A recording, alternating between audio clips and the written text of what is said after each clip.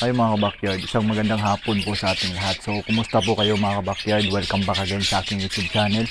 So, kung bago ka pa lang sa channel ko mga ka-backyard, please like and share. Paki-subscribe na din mga ka-backyard para updated kayo sa mga kaganapan dito sa aking munting ibunan sa bahay. So, habang tumatambay ako mga ka-backyard sa aking ibunan, meron ako makita mga ka-backyard na bukas na cage. So, ang talino ng ibon ko mga ka-backyard. So, nakatakas siya. So, wag na nating patagalin mga ka-backyard. Tingnan natin kung anong pair ang nakatakas sa aking ibunan.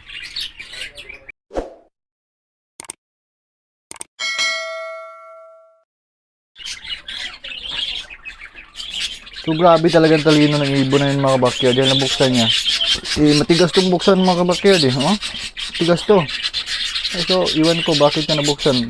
Gumanon yun kanina mga ka-backyard habang nag-check ako dito.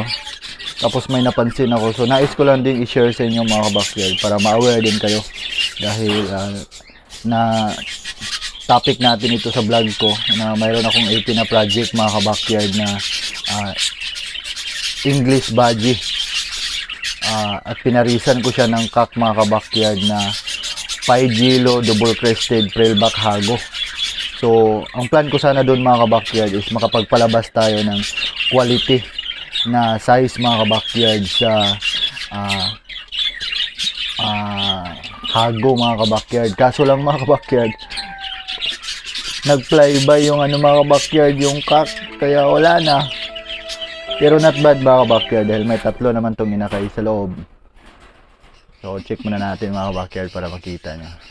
Tao po, patingin po ng nest box. So ayan mga ka-backyard, may tatlo po siyang inakay. Malaki na yung isa at saka yung isa mga ka-backyard is medyo maliit pa. So okay na yun mga ka-backyard, may natira naman siyang tatlo. So not bad mga ka-backyard, kahit nakatakas yung cock, at least meron naman siyang naiwan. Yan po yung hen mga ka-backyard sa loob. Maganda tong quality ng hen na to mga ka-backyard dahil malaki siya. Tapos maganda din yung mga kulay niya mga ka-backyard. Kaya good na good to for project natin. I hope mga ka-backyard may maglabas ng double crested sa ulo ng mga painakay na to mga ka-backyard. Dahil plan ko na pag once nakapagpalabas tayo ng double crested mga ka-backyard sa painakay na to, is ipapares ko sila mga ka-backyard sa Prillback Hago ko ng mga ibon na nasa plain cage mga ka-backyard para makapagpalabas tayo ng quality na Hago line o Hago breed mga ka-backyard na big size na yung laki at saka maganda na din yung kulay mga ka-backyard. So tips ko pala sa inyo mga ka-backyard, pag once nasa outdoor yung cage ninyo, lalong-lalo na sa mga newbie mga ka-backyard, dapat lagyan nyo ng lock dito mga ka-backyard dahil ang ibon talaga natin mga ka-backyard is matatalino yan. Tayo lang yung binabantayan nila mga ka-backyard para matataka sila. So mas mabuti na lagyan nyo ng lock ang mga pintuan sa cage ninyo, lalong-lalo na pag may mahal kayo na breeder at newbie ka. So medyo masakit talaga sa bulsa dahil gumagastos ka ng pera doon tapos nakatakas lang, kaya hindi talaga maganda. So para secure yung alaga mo, dapat lagyan mo ng lock dito. So marami ka namang mabibiling lock mga ka-backyard sa Shopee. Pwede kang bumili doon para gawin mong lock sa cage mo.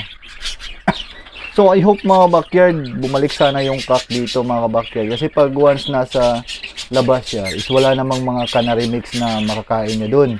Tsaka hindi talaga siya makasurvive mga ka-backyard dahil ang mga parakeets budgerigar po mga ka-backyard is umaasa lang po sila sa pagpapakain ng amo nila mga ka-backyard dahil wala to sa Pinas ang mga canary mix na ibinibigay natin sa kanila mga ka-backyard. So dito na magtatapos ang vlog ko sa inyo mga ka-backyard. Nais ko lang i-update sa inyo ang kaganapan sa aking project English Budgie X double crested Prillback Hago 5 kilo. So nakatakas po siya mga ka-backyard. So update ko na lang kayo mga ka-backyard kung anong kulay ang maibigay niya at kung makapagpalabas ba ako ng double crested sa mga painakay na naiwan niya. So dito na magtatapos ang vlog ko mga kabakyard. Maraming salamat po sa panonood. God bless po sa ating lahat.